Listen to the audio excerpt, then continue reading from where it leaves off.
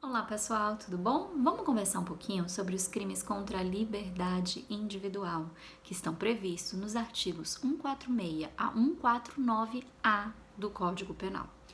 Lá nesses artigos, eu tenho diversas condutas que tutelam essa liberdade de autodeterminação, essa liberdade de vontade. A primeira delas é o crime de constrangimento ilegal, previsto no artigo 146. O que diz o artigo 146? Constranger alguém mediante violência ou grave ameaça, ou depois de lhe haver reduzido por qualquer outro meio a capacidade de resistência, a não fazer o que a lei permite ou a fazer o que a lei não manda. Que conduta é essa? Perceba que não tem muitos elementos especiais, né? Por quê? Eu tenho aqui uma conduta que pode ser praticada por qualquer pessoa, um crime comum, e um tipo objetivo, né, que é simples, porque é a conduta de constranger.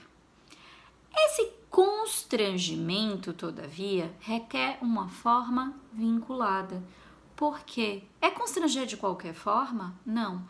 É constranger mediante violência, ou seja, uma agressão física, grave ameaça, uma agressão moral, ou logo após haver reduzido a capacidade de resistência da vítima, ou seja, através de medicamentos, drogas, álcool, eu reduzi a capacidade de resistência e de autodeterminação, de manifestação de vontade da vítima nesse constrangimento.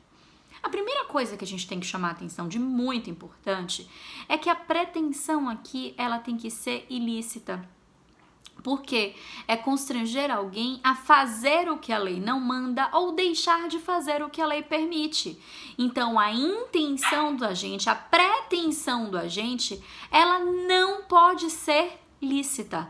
Ela tem que ser algo que a lei não determina, que a lei não estabelece como proibido da mesma forma. Então, eu tenho que ter como elemento normativo uma pretensão ilícita. Qual a finalidade do agente? Não existe aqui nenhuma finalidade especial, nenhum elemento subjetivo especial no tipo penal. Ele pode constranger alguém a fazer algo que a lei não manda por qualquer finalidade. Bora supor que eu não goste de uma das minhas alunas.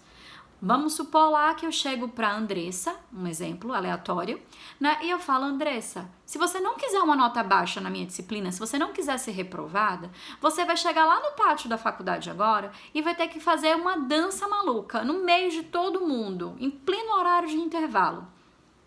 Ela é obrigada a fazer isso?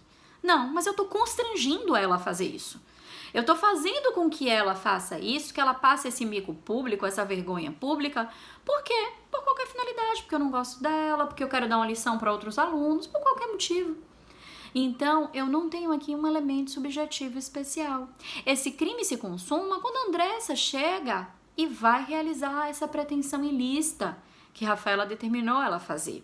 Então, eu já tenho, a partir daquele momento, um crime consumado, admitindo-se, obviamente, tentativa, porque ela pode olhar pra minha cara e falar, me reprove na disciplina, professora.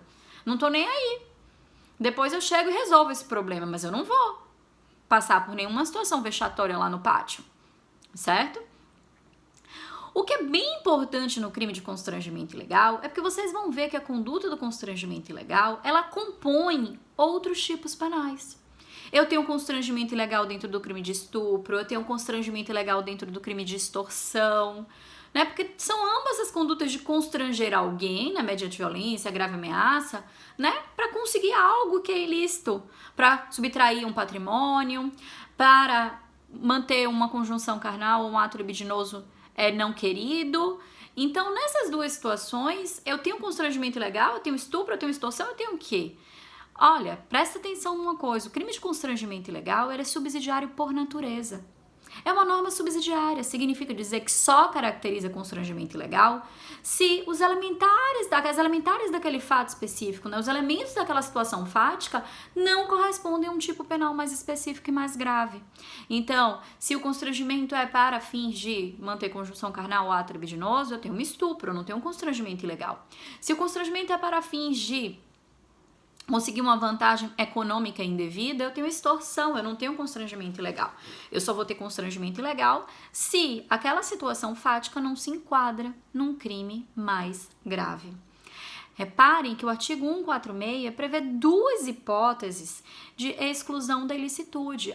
E se o constrangimento for realizado aqui para realizar um procedimento cirúrgico não consentido pelo agente, não consentido pelo paciente que não queria, que poderia vir a óbito.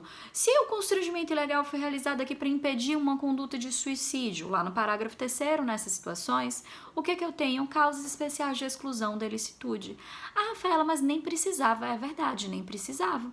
Por quê? Pela cláusula geral do estado de necessidade, eu já faria exclusão da ilicitude nesses fatos, nessas situações casuísticas. Por quê? Porque eu tenho o bem jurídico vida, o agente ia se suicidar, o agente ia morrer se o médico não atuasse, versus a liberdade individual. Então, eu estou garantindo esse bem jurídico de maior valor em detrimento à liberdade individual, que é esse bem jurídico de menor valor.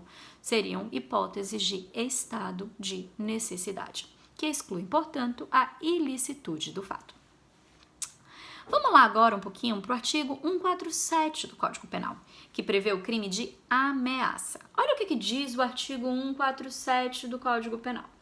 Ameaçar alguém por palavra, escrito ou gesto, ou qualquer outro meio simbólico de causar-lhe um mal injusto e grave.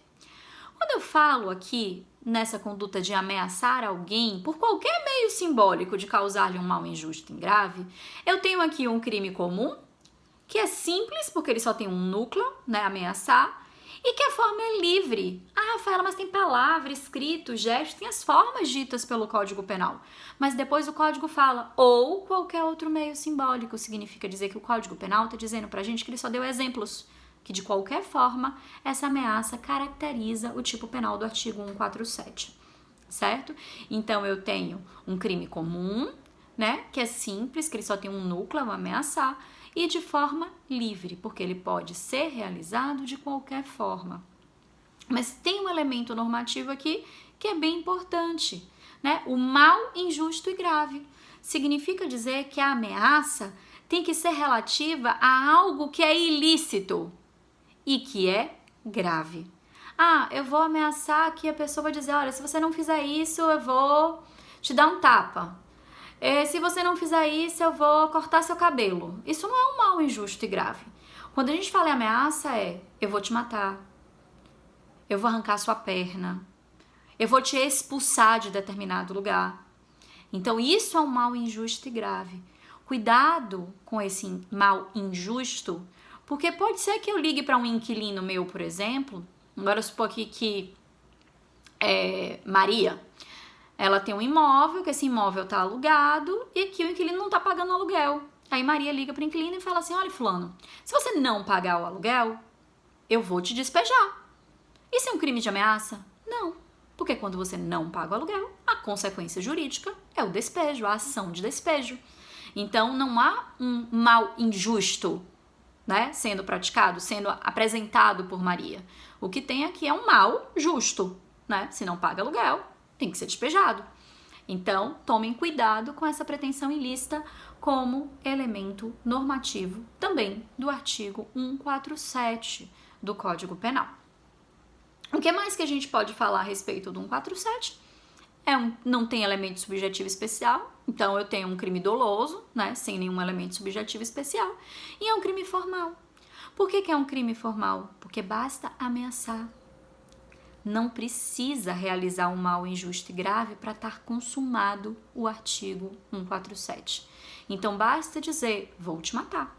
Se a pessoa mata, não cometeu ameaça, cometeu homicídio, Então, o crime de ameaça é um crime formal. Ele se consuma com a conduta de ameaçar, independentemente da realização do resultado. Até o próximo vídeo.